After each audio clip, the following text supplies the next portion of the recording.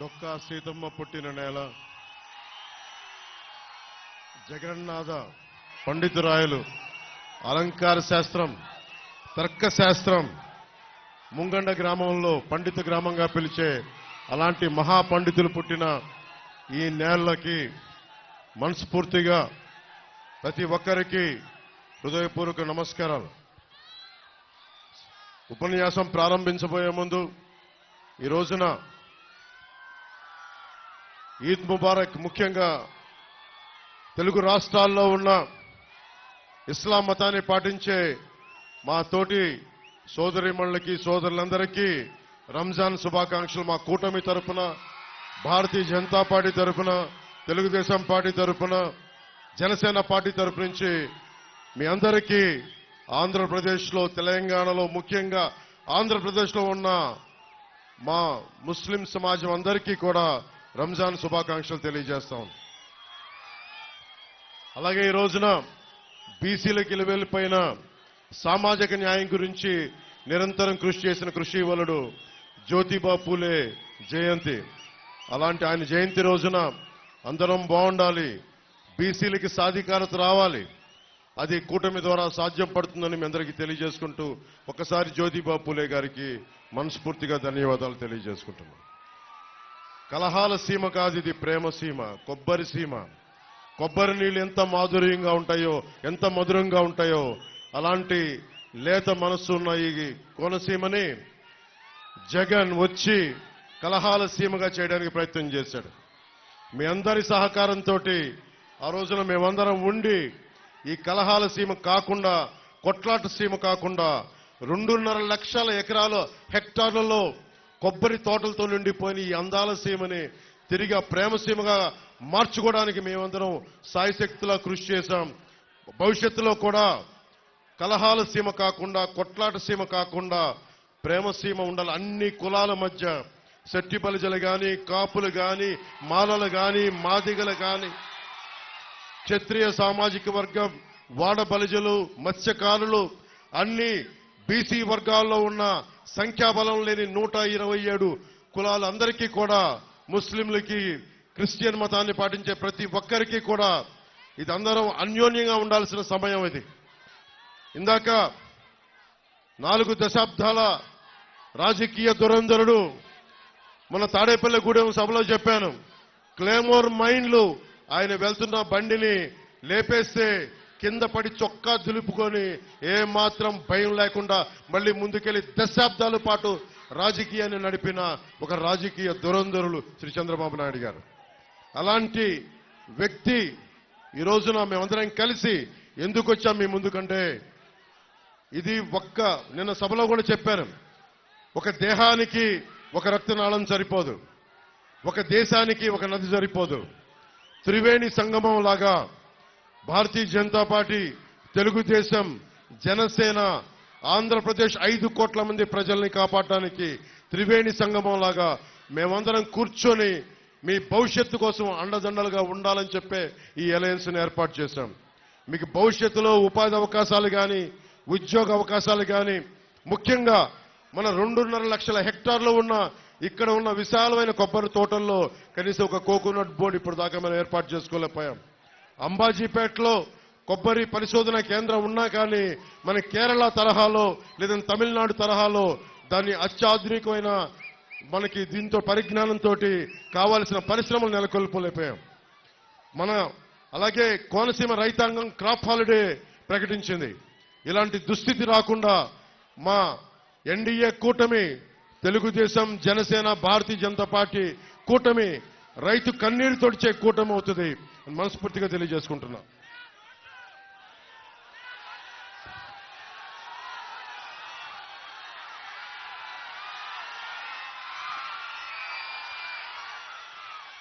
ఈ సభకి వస్తున్నానని చెప్పగానే అందరూ నాకు ఒక విషయం గుర్తు చేశారు. మా చిట్టెన్ను అడుగుతున్నాడు, ఇస్తున్నానని చెప్పి స్థానిక ఎమ్మెల్యే చిట్టిబాబు గారు కూడా టికెట్ ఇవ్వని వ్యక్తి జగన్. దాదాపు 200 కోట్ల రూపాయలు హామీలు ఇచ్చి, ఆ హామీలు కూడా ఎలా ఇచ్చాడో, ఆ హామీలు కూడా ఏమిచ్చాడో మీకు తెలియజేస్తా ఉన్నా. 2021లో ఆగస్టు 16వ తారీఖున ఈ నియోజకవర్గానికి వచ్చి నాడు నేడు పనులు 2వ దశను ఇక్కడి నుంచే మొదలుపెట్టినప్పుడు రాష్ట్రంలో ఆ పనులు ముందుకెళ్లలేదు. అరాకొరగా చేసి ఆపేశారు. బిల్లులు ఇవ్వడం లేదని ఆ సభలో ఇచ్చిన హామీల్ని మీ దృష్టికి తీసుకొస్తున్నా. రేపొద్దున వైసీపీ నాయకులు వచ్చి ఎంపీగా కానీ ఎమ్మెల్యేలుగా కానీ మన కోనసీమలో తిరుగుతున్న ఒకటి అడగండి, ఈ హామీల సంగతి ఏమైందని అడగండి. అప్పన్నపల్లి లిఫ్ట్ ఇరిగేషన్ ప్రాజెక్ట్ మంజూరులో 40 కోట్లు చిట్టన్న చెప్పాడు, నేను ఇస్తున్నానని చెప్పాడు. ఒక్క పైసా కూడా రాలేదు. ఈ ప్రాజెక్ట్ వస్తే 4000 ఎకరాలకి ప్రయోజనం కలిగేది. వెదురుపీడం కాజ్వే నిర్మాణం చేస్తామని హామీ ఇచ్చారు. ఇందాక గిడ్డి సత్యనారాయణ గారు చెప్పినట్టు వరద వస్తే ఈ ప్రాంతంలో గ్రామాలు మునిగిపోతా ఉన్నాయి. దానికి 25 కోట్లు బడ్జెట్ మంజూరు చేస్తామని చెప్పి వాటిని కూడా పక్కన పెట్టారు. 2022 జూలై 6న గోదావరి వరదల సమయంలో ఊడిముడి లంక ఆ సమీపంలోని లంక గ్రామాల్లో జగన్ పర్యటించి అక్కడ ప్రజలకి గ్రామాలు నది కోత గురవుతున్నాయి, శాశ్వత పరిష్కారం చూపిస్తానని చెప్పి 30 కోట్లు ఖర్చు పెడతామని ఈ రోజుకి ఒక్క పైసా కూడా ఖర్చు పెట్టాల. 23 ఆగస్టు 8న గోదావరి వరదలు వస్తే వరదల నుంచి కోనసీమలో ఉండే తీర ప్రాంత గ్రామాలన్నిటికీ గట్లు పటిష్టం చేస్తామని చెప్పి 200 కోట్ల విలువైన హామీలు ఇచ్చారు. ఈ రోజుకి ఒక్క పైసా పని చేయలేదు. దేవుడు వరమిచ్చినా పూజారి వరమేమో లేదన్నట్టుగా గెయిల్ పరిశ్రమ సోషల్ రెస్పాన్సిబిలిటీ కింద అగ్నిమాపక కేంద్రం కావాలని చెప్పి ప్రజలందరూ కోరికితే ఫైర్ ఇంజిన్ కొనిచ్చారు. కానీ ఈ రోజుకి సిబ్బంది లేదు, బిల్డింగ్ లేదు. ఇలాంటి ప్రభుత్వం మనకి కావాలా? ఆంధ్రప్రదేశ్కి కావాలా? లేదా మీకు ఉద్యోగాలు ఇవ్వని ప్రభుత్వం, ఆడబిడ్డలకి భద్రత లేని ప్రభుత్వం, ధరలని గిట్టుబాటు ధర, రైతాంగానికి గిట్టుబాటు ధర ఇవ్వని ప్రభుత్వం, ఈ ప్రభుత్వం కావాలా లేదా అనేది మీరు ప్రతి ఒక్కరూ ఈరోజు ముందు కాకుండా ఇంటికి వెళ్లి మీరందరూ ఒక సమాలోచన చేసి మీరు నిర్ణయం తీసుకోండి.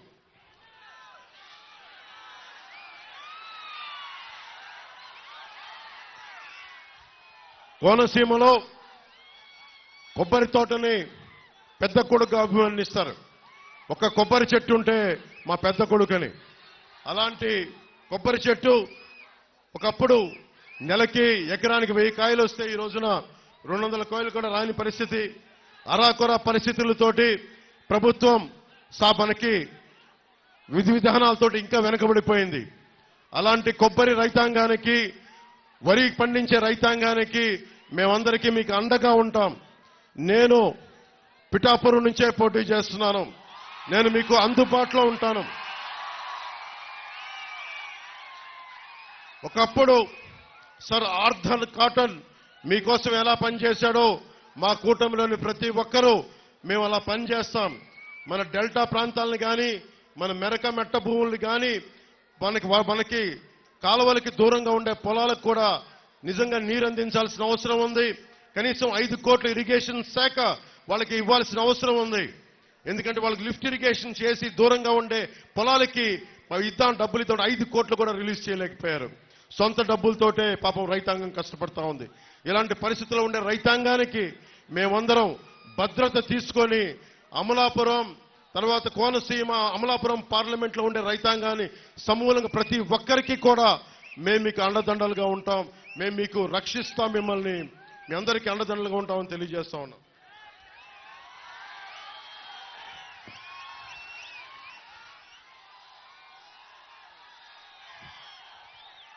నా దృష్టికి ఇంకొక విషయం వచ్చింది. ముఖ్యంగా గంగా బోండాలు అంటారండి. చాలా పెద్ద ఎక్కువ నీళ్లు వస్తాయి. అలాంటి గంగా బోండాలు ఏ కోనసీమకు అయితే ఉద్దేశింపబడిందో ఆ గంగా బోండాల రకం మొక్కలు ఇక్కడ దొరకట్లా. ఎక్కడెక్కడో ఉండే వైసీపీ నాయకులకి మటుకు వేలాది మొక్కలు వెళ్ళిపోతున్నాయి. ఇక్కడ ఒక్క మొక్క కోనసీమ రైతాంగానికి కావాలంటే చాలా ఆంక్షలు పెడుతున్నారని మా దృష్టికి వచ్చింది. గంగా బోండం, ఈ కొబ్బరి బోండాలు మొక్కలు ఇక్కడ రైతాంగానికి వచ్చేలాగా మేము చాలా బలమైన చర్యలు తీసుకుంటాం ప్రభుత్వం రాగానే.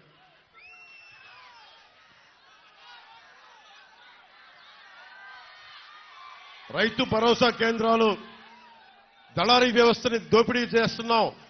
ఆర్బీకే సెంటర్స్ అండగా ఉంటాయని తెలియజేసుకుంటే, ఆర్బీకే సెంటర్స్ కాకినాడలో ఉండే ఒక మాఫియా డాన్ కుటుంబం దగ్గరికి వెళ్ళిపోయినాయి.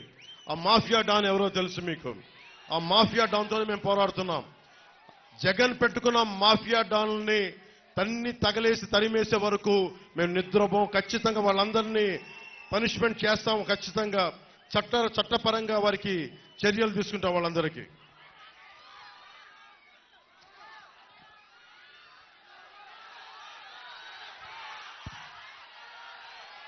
ముఖ్యంగా యువతకి మీరు ఆలోచించండి.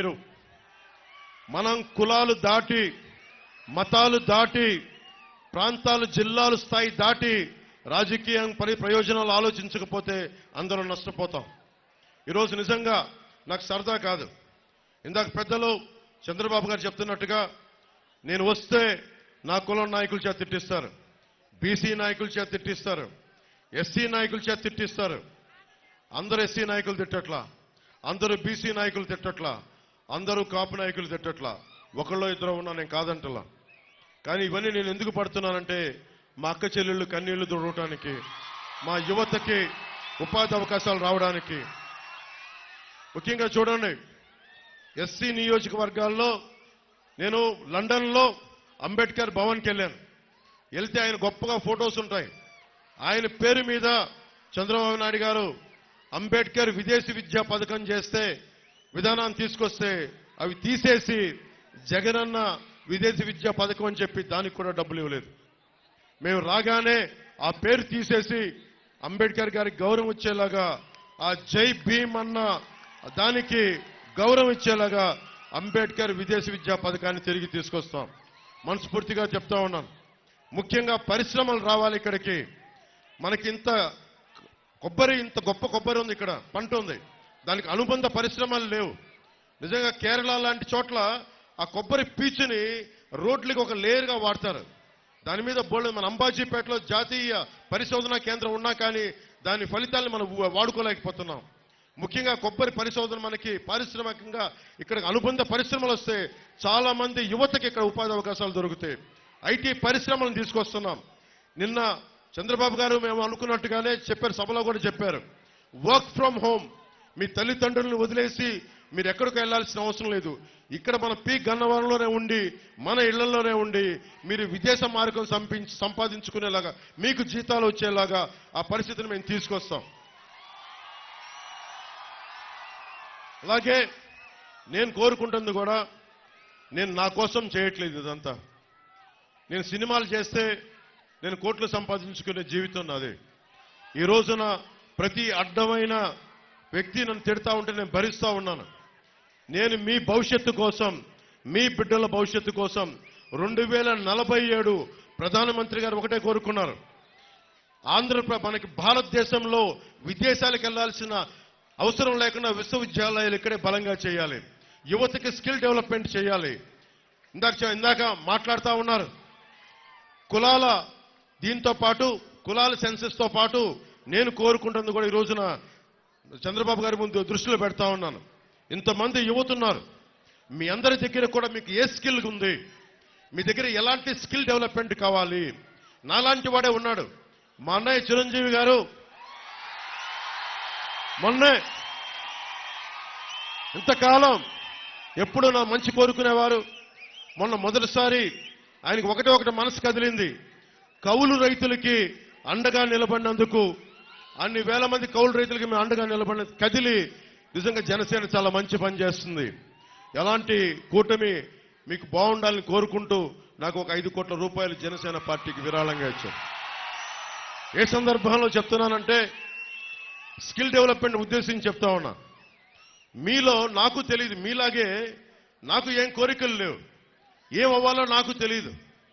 కానీ మనకంటే పరిణితి చెందిన వ్యక్తి, అనుభవం ఉన్న వ్యక్తి, ఒక బలమైన ఒక స్టార్డమ్ ఉన్న వ్యక్తి నా అన్నయ్య అవటం వల్ల నాకు ఆయన ఏం చేశారంటే, నువ్వేదైనా పని చేయి నువ్వు.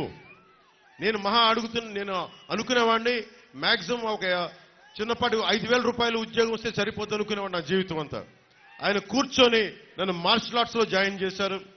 ఆయన దగ్గరుండి ఒక యాక్టింగ్ స్కిల్ నేర్పించారు. అవన్నీ నేను కూర్చొని నేర్చుకొని మీ గుండెల్లో స్థానం సంపాదించుకున్నాను. ఆ స్థానం సంపాదించుకోవడమే కాకుండా నేను పాలిటిక్స్ లో వచ్చి ఓట్లు విడిపోకుండా, ఓట్లు చీలిపోకుండా మీ భవిష్యత్తు కోసం కష్టపడుతున్నానంటే ఒక్క స్కిల్, ఒక్క యాక్టింగ్ స్కిల్ ఒక్కటి నేర్పిస్తే అది నా ఒక్కడికి ఉపయోగపడాల. కొన్ని వేలాది మంది కౌలు రైతులకి 3-4 సినిమాలు చేసి దాంట్లో నుంచి వచ్చిన డబ్బుని కౌలు రైతులకి అండగా నిలబడ్డాం. అంటే చిరంజీవి గారు అనే వ్యక్తి వాళ్ళ తమ్ముడికి ఒక చిన్నపాటి స్కిల్ నేర్పిస్తే అది ఎక్కడి దాకా తీసుకొచ్చిందో చూడండి. కొన్ని కోట్ల మంది ముందు నిలబెట్టే స్థితికి తీసుకొచ్చింది. ఈరోజున చంద్రబాబు గారిని కూడా ఒకటే కోరుకుంటున్నాం, మీరు ఒక పెద్దన్నలాగా, మేమందరం కలిసి, మోడీ గారు ఒక పెద్దన్నలాగా అందరం కలిసి ఇక్కడున్న యువత కోసం, ఆడబిడ్డల కోసం, యువకుల కోసం మీ దగ్గర ఏ స్కిల్ ఉంది, మీకు ఏం నేర్చుకోవాలని ఉంది, భవిష్యత్తులో వయోజన విద్యలో ఒక సెపరేట్ స్కిల్స్ ఏమైనా కావాలా, ఇవన్నీ ఒక సెన్సెస్ లాగా తీసుకొని స్కిల్ డెవలప్మెంట్ సెంటర్స్ కనుక ఇక్కడ పెట్టగలిగితే మీకు బోల్డంత ఆదాయం వస్తుంది.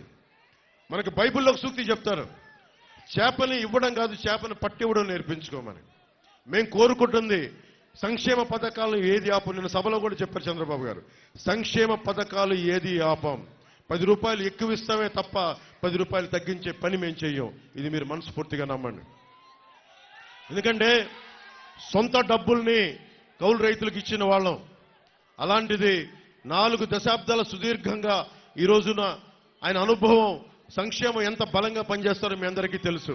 ఒక ఉద్దానం సమస్య మీదే ఆయన దృష్టికి తీసుకెళ్తే 48 గంటల లోపలే ఉన్నతాధికారులందరినీ పిలిచి దానికి ఒక పరిష్కార మార్గం కనుక్కున్నారు.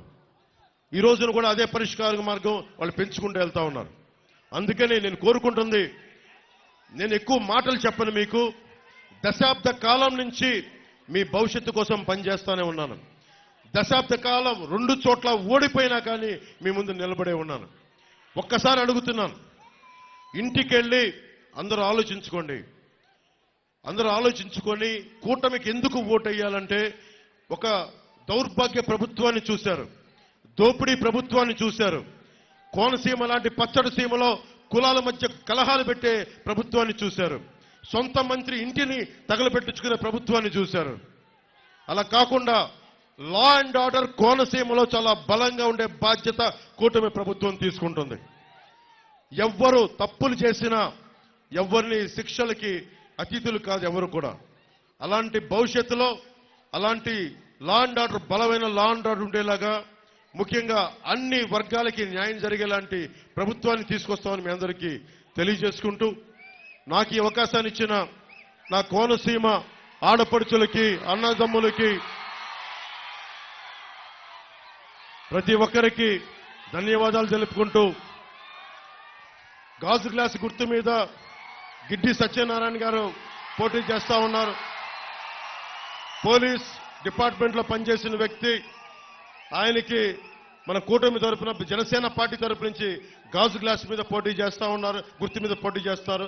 వారిని ఘన విజయంతో, బలమైన మెజారిటీతోటి గెలిపించవలసిందిగా మనస్ఫూర్తిగా కోరుకుంటూ,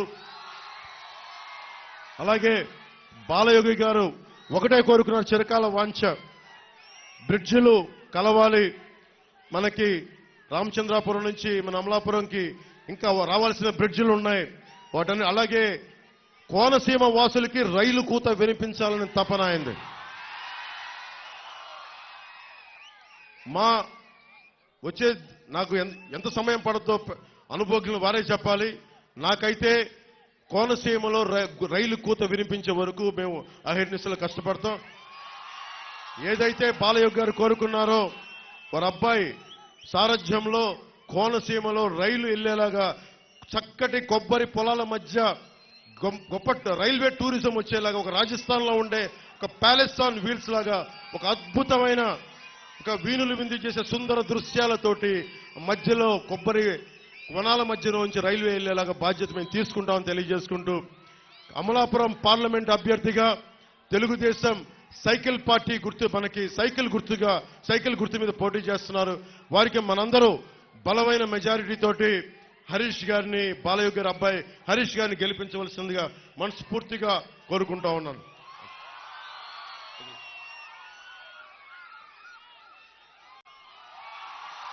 మనస్ఫూర్తిగా కోరుకుంటున్నాం.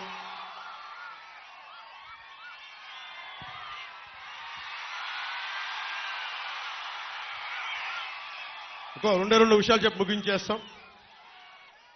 ఓటు ట్రాన్స్ఫర్ అనేది చాలా కీలకం. మేము సైజు తగ్గించుకున్నాం. నిన్న ఒక CNN ఇంటర్వ్యూలో కూడా చెప్పాను. ఇంత బలం ఉండి ఎందుకు సైజు తగ్గించుకున్నాం అంటే మీరు గెలవాలి, నేను సైజు తగ్గించుకున్నాను. మీరు గెలవాలంటే ఓటు చీలకూడదు. ఎందుకంటే చంద్రబాబు గారికి కూడా 4 దశాబ్దాల సుదీర్ఘ అనుభవం ఉండి పాప ఆయన కూడా సతమతం అవుతా ఉన్నారు సైజు తగ్గించుకొని. మేమందరం కూడా తగ్గింది మీకోసం, మిమ్మల్ని గెలిపించడానికి. ఎక్కడ నెగ్గాలో కాదు, ఎక్కడ తగ్గాలో తెలియాలి. ఈ సూక్తిని మేమందరం పాటించాం. ఇది మీ గెలుపు కోసం. అలాగే ఓట్ ట్రాన్స్ఫర్ ముఖ్యంగా జనసేన మద్దతుదారులకి, జనసేన నాయకులకి అందరికీ దయచేసి విన్నవించుకుంటా ఉన్నాం. మనం పోటీ చేయని చోట ఆ ఓట్ అంతా తెలుగుదేశం పార్టీకి, భారతీయ జనతా పార్టీ, మన ఎన్డీఏ కూటమికి వెళ్ళాలి. అది మీరు ఆలోచించుకొని వేయండి. ఎందుకంటే ఇది మీ భవిష్యత్తు, నా ఒక్కడి భవిష్యత్తే కాదు, మీ అందరి భవిష్యత్తు కోసం చేస్తా ఉన్నాం. కోపాలకి తాపాలకి పోకుండా, చిన్నపాటి ఆగ్రహాలకి లోనవ్వకుండా ఆలోచించి ఓటేసి దూర ప్రయోజనాల్ని దృష్టిలో పెట్టుకొని ఓటేయండి. అందుకని దయచేసి జనసేన లేని చోట ఆ ఓట్ అంతా కంపల్సరీగా తెలుగుదేశం పార్టీకి, భారతీయ జనతా పార్టీకి ట్రాన్స్ఫర్ అవ్వాలి. అయితేనే ఈ కూటమి తాలూకు లక్ష్యం నెరవేరుతుంది. ఎందుకంటే తెలుగుదేశం పార్టీకి ఉన్న అనుభవం ఏంటంటే 4 దశాబ్దాల అధికారంలో ఉన్నారు కాబట్టి వారి ఓటు చంద్రబాబు గారు చెప్తే మనకి ట్రాన్స్ఫర్ అవుతా ఉంది. అలాగే జనసేన పార్టీ మద్దతుదారులకు కూడా మీ ఓటు ఖచ్చితంగా ట్రాన్స్ఫర్ అవ్వాలని మనస్ఫూర్తిగా నేను అభ్యర్థిస్తున్నాను. మనస్ఫూర్తిగా మీకు తెలియజేసుకుంటూ మీ అందరికీ కూటమి ప్రభుత్వం వస్తుంది. తెలుగుదేశం, జనసేన, భారతీయ జనతా పార్టీ ఎన్డీఏ ప్రభుత్వాన్ని స్థాపిస్తున్నాం. జగన్ని ఇక్కడి నుంచి తన్ని తగలేస్తున్నాం. ప్రతి ఒక్కరికి ఇంకొక మారు ధన్యవాదాలు తెలియజేసుకుంటూ మీ విలువైన మీకు సమయాన్ని మీకు ఇచ్చిన ప్రతి ఆడపడుచులకి, అక్క చెల్లెళ్ళకి, తెలుగుదేశం నాయకులకి, మద్దతుదారులకి, జనసేన మద్దతుదారులకి, నాయకులకి, జన సైనికులకి, వీర మహిళలకి, అలాగే ఇక్కడ ఉన్న వాలంటీర్స్ అందరికీ పాపం నలిగిపోతూ మీరందరూ చేశారు. మనస్ఫూర్తిగా మీ అందరికీ ధన్యవాదాలు తెలుపుకుంటూ, అలాగే మనకి వైసీపీ వాలంటీర్స్ కూడా నేను మీకు చెప్పాను, మీరు కొద్దిమందే తప్పులు చేశారు.